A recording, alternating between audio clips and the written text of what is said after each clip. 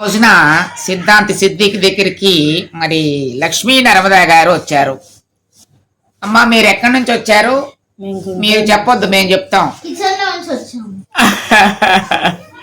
మరి గుంటూరు జిల్లా అంకిరెడ్డిపాలెం నుంచి వచ్చారు. వీరు జాతకం చూపించుకోవడానికి నా దగ్గరికి వచ్చారు. వీళ్ళు జాతకం చూపించేటప్పుడు వీళ్ళ ఎడమ చేతిని నేను చూస్తున్నాను అనమాట. అమ్మా ఎడమ చేతికి 5 వేళ్ళు ఉంటాయి అమ్మా. 1 2 3 4 5. జెంట్స్ కి అయితే ఏ చేంజ్ వస్తారు, లేడీస్ కి అయితే ఏ చేంజ్ వస్తారు? నేను నీ యొక్క జాతకం చెప్పబోతున్నాను, దయచేసి మిగతా విషయాలు ఏం మాట్లాడమాకు. మీ ఆయన పేరు నరేంద్ర కదా? అవును గురువు గారు, మీకు ఎలా తెలుసండి? అలాగే మీ అమ్మాయి పేరు దేవి ఆరాధ్య కాదండి. అలాగే మీ అబ్బాయి పేరు రాజేంద్ర కుమార్ కాదండి. మా అబ్బాయి పేరు చిన్ని. అవి ముద్దు పేర్లు, మేము ముద్దు పేర్లు చెబుతాం, ముద్దు పేర్లు చెప్పం. ఇకపోతే మీ ఇంట్లో ఒక శని దాపరించింది.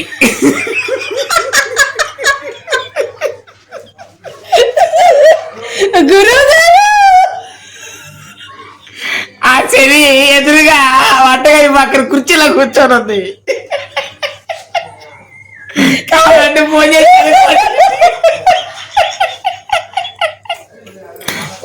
అనుకోండి, నేను చెప్పేది కరెక్ట్ కాదు. అయితే శని ప్రభావం ఏమంత లేదు, ఆ శని మంచి శనే. అయితే శుక్రశని అని ఒకటి ఉంది. అయితే గురుస్థానంలో ఒక రాబందు ఒకటి ఉంది. ఏంటి అప్పుడు అయిపోయిందా గురువు గారు? దాకా నువ్వు ఒక నామాన్ని జపియాలి. ఆ నామం ఏంటంటే ఓం నమ శివాయ, ఓం నమో నారాయణ, శ్రీమాత్రే నమః. ఈ 3 మాటల్ని మీరు జపించుకోండి. ఇంకొక విషయం ఏంటంటే మీరు తినేటప్పుడు ఒక 2 తలుచుకోవాలి. 1 మీ అమ్మ నాన్నని, 2 నిన్ను అమ్మని చేసిన వాళ్ళని, ఈ 2 తలుచుకోవాలి.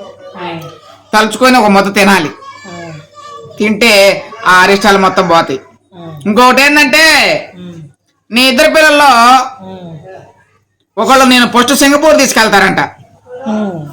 అది ఎవరనేది మరి మీ వారికే తెలుసు.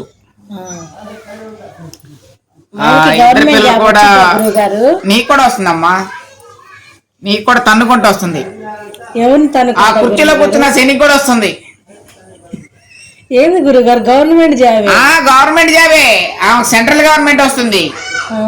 ఆమె ఈ మధ్య ఎగ్జామ్ రాసింది, ఆ ఎగ్జామ్ కూడా పాస్ అవబోతుంది. చెప్పండి ఆ శనికి ఫోన్ చేసి చెప్పండి, గురువు గారి దగ్గరికి రమ్మానండి, ఆశీర్వాదం తీసుకోమానండి.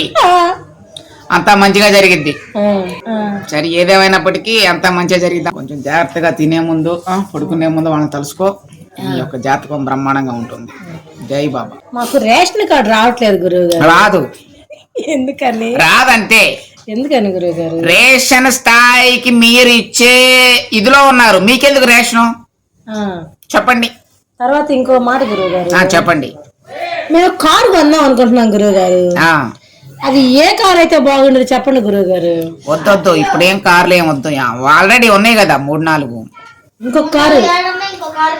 ఇంకో కారు కావాలంటే మీ అబ్బాయి గారు ఉద్యోగం వస్తుంది కదా, అప్పుడు కొంటాడండి. మా అబ్బాయి ఏమో స్కార్పియో కావాలంటున్నాడు. మా అమ్మాయి ఏమో ఏదో మహేంద్ర ఏదో కొత్తది వచ్చిందంట గురువు గారు, SU700. అదేదో కావాలంటుంది మా అమ్మాయి. ఏం పర్వాలా, 2 వస్తాయి. ఆ రెండిట్లో ఏది తీసుకుంటే బాగుండేది గురువు గారు? ఒక శని ఆ రెండిట్లో ఏదో ఒక నడపాలని వస్తుంది.